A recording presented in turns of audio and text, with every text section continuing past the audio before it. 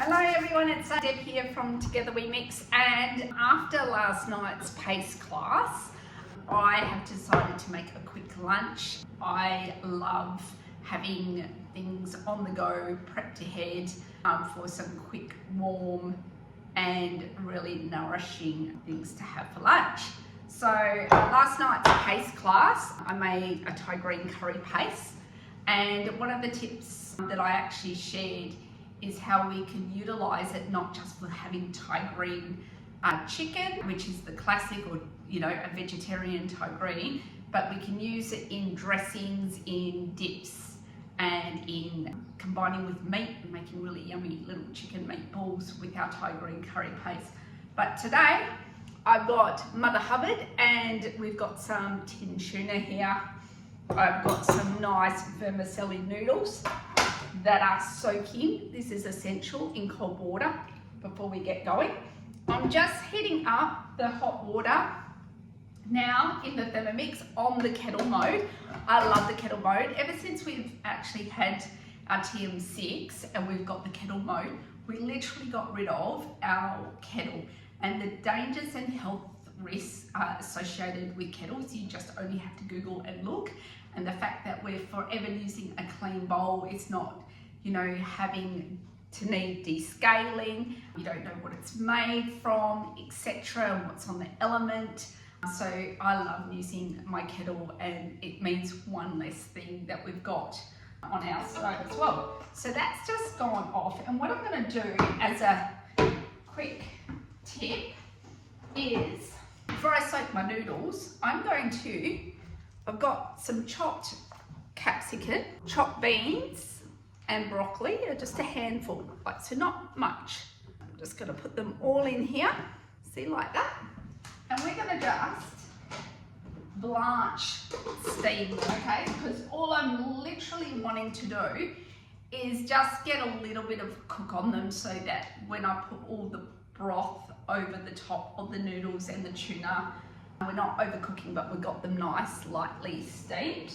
And it just saves me having to get out the whole entire big Veroma dish just to do my lunch. So I'm just gonna get everything sorted here. Got my leftover coconut milk here, I've got my Thai green curry. Now, when we go back with Thai green curry paste, you can make it at different strengths. So when you're using your recipe, always remember to take the seeds out if you're wanting a milder one. If you keep your seeds in, obviously your paste is going to be more intense, and you can reduce the amount in the curry paste of the amount of chilies that you do. So the less chilies you do, the less spice it is. So it's a good way to build up, particularly with children, their window of tolerance when it comes to spice. And a big tip, and I always talk about this on my Together We Mix page, is about really cooking down the curry paste if you're wanting to get more that sweeter complexity and not so much the heat and intensity there. So that was just, and I love how we can take straight off on that. So I'm just going to have a look. So just doing it a little bit more, see that? So because I've got the water quite high, because I'm using the hot water for my noodles, that's why it's able to immerse all those vegetables and kind of steam cook them at the same time. And don't worry, I'm not losing the nutrients in that, because after all, we're going to be actually putting that nutrient water in the noodles to cook the noodles. So, okay, so we've got them nicely steamed, and I'm going to just tip those out. So look at the vibrancy. So even though we put it in the water, we're still not losing the beautiful colour in there. I'm going to just remove the water that I had for that. Now generally, if I'm more organised, I like to put some maracate leaves in with the noodles, so it gives the noodles a sense of a flavour as well. So tipping the water now in over the noodles so that they can cook. And what I'm going to do, put the excess water in here just in case I need it.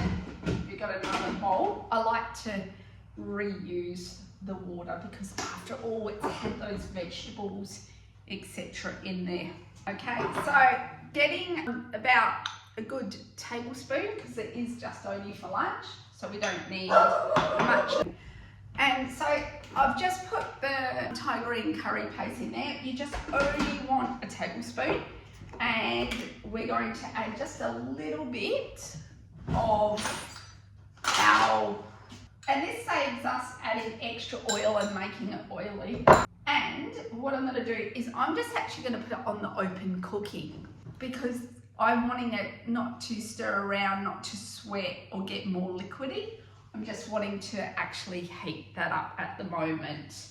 Okay, so we're just, you can hear it sizzling away, it's cooking away on the open cooking because I'm really wanting to get real intense flavours, but also do this all nice and quickly, and that's why I like doing the open cooking because it just allows for that intenseness and to get some kind of caramelisation too with that paste as well, just to make it more flavourable.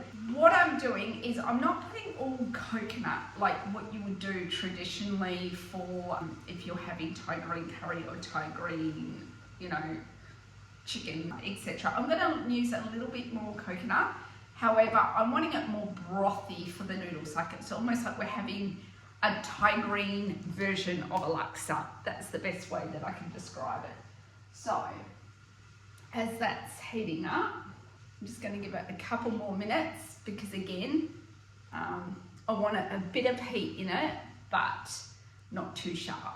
I'm adding in now a little bit of water, and because I'm going to add my vegan chicken stock, so it's not actually quite chicken stock, but it gives the flavours as if it is. I'm adding that to it. I'm going to be adding a splash more of fish sauce, a splash of tamari, and some more coconut or water. Remember, you can make it as thick or thin as you want. I'm actually just wanting it so it's like a real soupy broth, and so that's where we're going a little bit different. Now, here's another tip. We've got our 2 bowls here, and whenever you're doing laksa or broth, the bowls are quite cold and they really take a lot of heat, so your soup goes cold quick. So I always like to put hot water in them, and rather than waste water, what I do is I actually just use, before I strain my noodles, a little bit. And then we're going to just strain the noodles in our steamer basket. We could easily do that over, which I should have done right at the get-go, over the bowl itself. So just straining the noodles ready to serve. And this is all while our broth is heating up. Keeping those bowls nice and warm. Heat, because we don't want the coconut to split too much. It's almost ready. Very good. So I'm going to start plating because that's almost ready. So we put our noodles.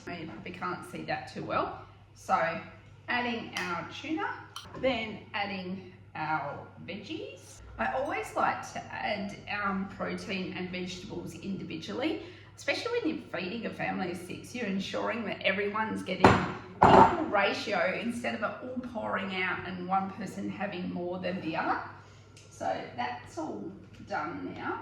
So we're just going to pour this over, and then we're going to garnish it with a bit of bean shoots, got some spring onion, almost ready, got some coriander, and if you've got fresh lime, you could add some lime if you're wanting a bit of acidity as well.